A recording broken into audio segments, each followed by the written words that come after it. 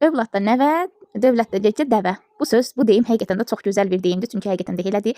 Ən gözəl şirin, belə deyək də, övladlar, yəni deyək də, nəvədir. Çünki hər zaman nəvələr şirin olur. Mənim də sağ olsun anam hər dəfə gələndə nəvələr üçün nələr gətirmir. Bu səbəbdə bir az qalır ki, evi götürüb gəlməsin də. Yəni hər şeyi düşünüb. Onun belə gözəl payı mənim başımın hər zaman tacıdır. Mənim üçün fərq etmir. Mənim anam nə gətirsə də, gətirməsə də həqiqətən də onların mən vəbşi heç kimdə heç vaxt evində gözüm olmayıb, amma həqiqətən də ana payı başqa bir şeydir. Sevincli şeydir. Burada da noxud, əlinə keçən hələ göstərmədiyim o qədər şeylər var ki, inanın ki, belə dəhşətə gəldim. Halva belə gətirmişdi ki, yəni orucluqda bilirsiniz, bəzi bölgələr var ki, həmin günü oruc asılan günü halva pişirir. Onlar da elə pişirib mənim də payımı ayırmışdı. Burada da Zəhrəyə bir yekə qulluq şey gətirmişdi. Onu da sağ olsun Zəhrə bir gilə mənə verdi. O da ki, o idi.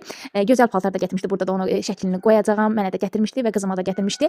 Hər zaman belə əli dolu gəlir. Hər zaman ana payı hər zaman şirin olduğuna görə mənim üçün də ən şirin pay elə anamın payıdır. Allah bütün valideynlərə can sağlığı versin.